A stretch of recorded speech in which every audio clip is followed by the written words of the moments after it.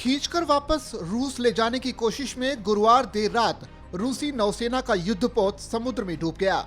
रूस ने दावा किया था कि युद्धपोत में लगी आग के उसके शस्त्रागार तक पहुंच जाने से बड़ा हादसा हुआ, जबकि यूक्रेनी नौसेना का दावा है कि मिसाइल क्रूजर मस्कवा उसके मिसाइल हमले का शिकार हुआ। खैर, इसके बाद रूसी सेना ने पूरे यूक्रेन में हमले का ऐलान कर दिया और शुक्रवार तड़के कीव के नजदीक स्थित मिसाइल फैक्ट्री को निशाना बना दिया। इस फैक्ट्री में एंटी शिप मिसाइल का निर्माण और उनकी मरम्मत होती थी।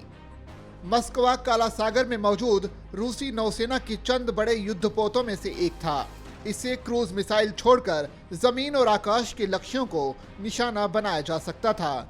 इसमें रडार लगा हुआ था और वह डिफेंस सिस्टम से लैस था।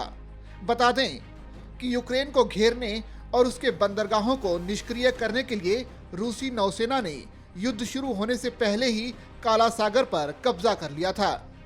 इसके कारण यूक्रेन का बाकी दुनिया से समुद्री संपर्क लगभग खत्म हो गया।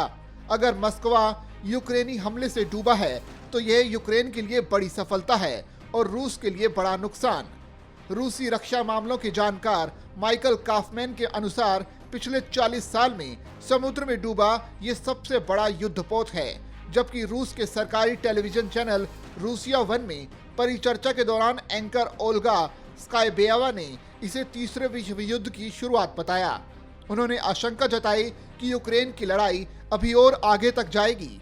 रूसी रक्षा मंत्रालय ने शुक्रवार तड़के कीव की मिसाइल फैक्ट्री पर हुए हमले को रूसी सेना में हुए हवाई हमले का जवाब बताया।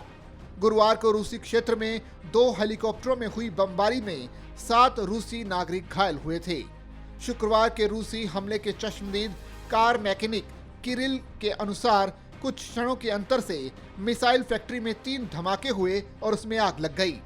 बाद में फायर ब्रिगेड ने आकर आग बुझाई। तुर्की में हुई वार्ता के दौरान रूस ने कीव व चिर्निहिव से सेना हटाने और वहां पर हमला न करने की घोषणा की थी।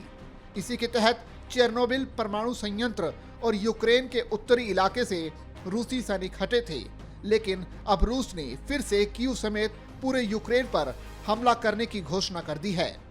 शुक्रवार को मारियोपोल में हो रही बमबारी के बीच वहां के इलिच स्टील प्लांट और कुछ अन्य बड़े कारखानों वाले औद्योगिक क्षेत्र के रूसी सेना के कब्जे में आने की खबर है।